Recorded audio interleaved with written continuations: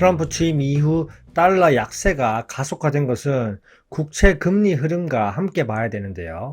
국채 금리 2년물을 보시면 4월 9일 상호관세 발효 이후에 국채 금리가 발작을 하면서 위로 급등을 했습니다. 그리고 10년물 국채 금리 역시 4월 9일 기점으로 발작을 하면서 급등을 했고요. 그리고 30년물 장기채 금리 역시 4월 9일 기점으로 급등을 했습니다. 이렇게 국채 금리가 급등한 건 누군가의 매도세로 인해서 국채 금리가 상승하면서 미국은 부채 이자에 대한 압박이 커졌습니다. 제가 이 당시에 미국의 신뢰도가 흔들리고 있고 돈이 이탈하고 있다는 흐름으로 미 국채 금리와 달러를 놓고 영상으로 분석했었는데요. 참고로 위에 링크를 걸어두겠습니다. 렛츠고! 자, 그럼 이렇게 치솟은 국채 금리를 어떻게 낮출 것인가? 최근 OBBB 법안 One Big Beautiful Bill Act로 하나의 크고 아름다운 법안 통과 이후에 그동안 잠시 브레이크를 밟았던 트럼프가 엑셀을 밟고 있습니다. 이 감세안이 상원과 하원을 다 통과했고 미국 독립기념일 7월 4일에 서명하면서 결국 이 법안으로 인해서 부채 한도를 5조 달러를 늘리면서 부채 한도 문제를 해결했습니다. 이제 마음 놓고 국채를 찍어내면서 경기 부양을 시킬 수 있지만 과도한 국채 발행은 국채 금리 상승을 나타낼 수 있습니다. 결국 감세안을 통해서 올해 만기가 돌아오는 국채이자 9조 달러에 5조 달러를 추가로 늘리고 단기채 위주로 발행하면서 어떻게 해서든 그 단기채로 버티면서 금리 인하 압박을 해서 장기채 금리를 내리려고 하는 게 트럼프의 속셈입니다. 최근 2년물 국채 금리의 흐름을 보시면요. 감세안 통과로 인해서 국채가 발행될 것이라는 우려를 선반영하면서 7월 4일 전후로 국채 금리가 다시 상승하고 있고요. 그리고 10년물 국채 금리 역시 7월 4일 전후로 다시 상승했고요. 물론 최근 미 실물 경제 지표가 견조하게 나오면서 금리 인하 기대감이 후퇴하면서 국채 금리가 함께 상승한 영향도 있습니다. 결국 OBBB 법안으로 단기채 위주로 발행하면서 오히려 30년물 국채 금리는 발작 포인트인 5%를 한때 넘기면서 시장에 충격을 줬습니다. 하지만 반대로 증시는 신고가를 달리고 있고요. 이 법안으로 인해서 중장기적으로 미국 경제에 대해서 우려하는 시선도 상당히 큽니다. 감세 법안으로 세수가 줄어들기 때문에 결국 의회 예상국 분석에 따르면 10년간 최대 5조 달러의 재정 적자가 추가될 수 있다. 이렇게 우려하고 있고요. 그리고 국채를 찍어내다 보면 그 찍어낸 국채를 다 흡수할 수요가 있을지도 미정입니다. 또한 10년 후에 GDP 대비 국가 부채가 134%까지 상승할 전망을 하고 있고요. 단기적으로 현재 유동성 파티긴 하지만 중장기적으로는 우려할 요소가 생겼다는 겁니다. 그리고 트럼프와 베센트는 의회 예상국의 부채 예상이 마음에 안 들지만 향후 10년간 관세 수입과 감세 그리고 지출 조정으로 부채가 사라질 것이라고 강력하게 얘기하고 있습니다. 미국은 다시 위대해질 것이라고 말하고 있지만 지켜봐야 됩니다. 또한 트럼프와 베센트는 경제 성장으로 인해서 4조 달러 이상의 성장 효과가 발생한다고 추정하고 있습니다.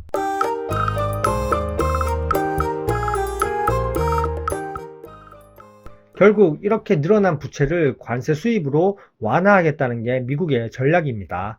즉 다른 나라의 성장을 가져와서 미국이 더욱더 성장하겠다 이겁니다.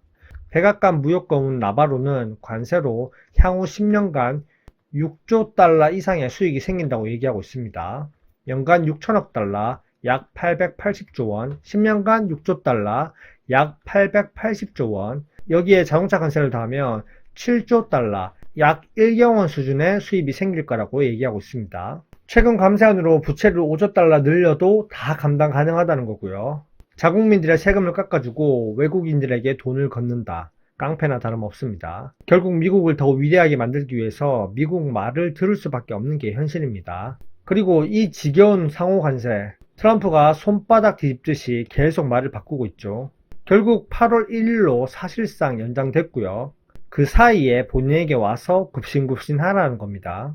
관세 법안 통과를 위해서 트럼프가 잠시 브레이크를 밟았을 뿐 결국 통과되고 나면 다시 관세에 대해서 엑셀을 밟을 거라고요.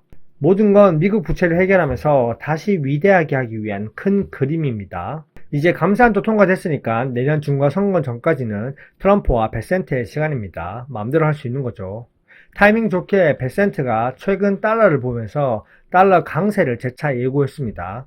달러가 2017년 첫 세금 감면 12월에 통과했는데 그 당시에는 이렇게 하락을 했지만 그 이후에는 수년간 달러 강세가 지속되었고 현재 이어지는 이런 달러 약세를 오래 두지 않겠다고 공식적으로 발언했습니다. 2017년 초기에는 트럼프 당선 이후에 미중 무역 갈등이 격화되면서 달러 약세를 보이다가 감세안 시행하고 나서 달러 약세에서 강세로 수년간 급격히 변화되었고요.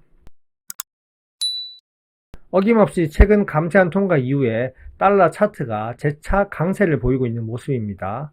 최근 발표된 미국 경제 지표가 견조한 흐름을 보이고 있고 고용 그리고 소비가 모두 살아있는 모습을 보이면서 달러 강세가 다시 연출되고 있고요. 그리고 관세 리스크가 완화되어 가고 있다는 점 또한 달러 강세를 부추기고 있습니다.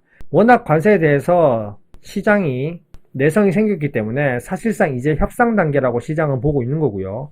또한 이렇게 달러 강세가 영향이 있는 건 스테이블 코인 관련 영향도 있습니다. 결국 당시 2018년 감세안 통과 이후에 달러 강세로 전환된 것처럼 현재도 재차 달러 강세가 이렇게 전환된다면 미국으로 돈이 흡수되어 가고 결국 가장 큰 걱정은 원달러 환율이 정말 큰 걱정입니다.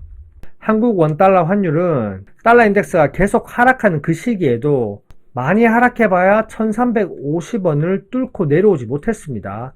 그 위에서 버텨진 모습이고요. 최근 달러 강세가 조금 전환되었는데 다시 환율은 1400원대를 바라보고 있습니다. 재차 달러 강세로 전환된다면 환율이 상승할 수 있는 근거가 되고요.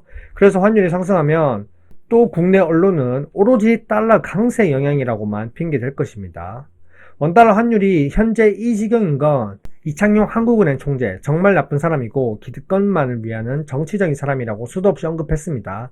이창용 총재가 한국 경제를 다 망쳤습니다. 막중한 책임이 있는 자리에서 오직 부동산만을 위해서 그리고 기득권층만을 위해서 한미 금리 차를 계속 불리고 금리 인상할 때 안 하고 내리지 말아야 할 때 내렸으니까 현재 원달러 환율이 이렇게 고공행진하고 있는 겁니다. 물론 그 중간중간에 한국 경제에 큰일이 있었긴 하지만요. 무튼 반년간의 달러 약세가 이제 끝나고 바닥을 만들어주면서 재차 달러 강세로 갈 명분이 서서히 생기고 있습니다.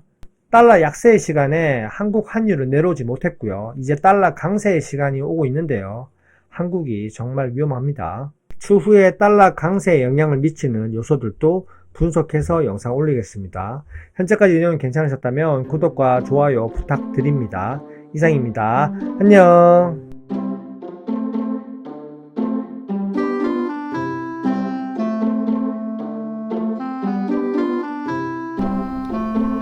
와이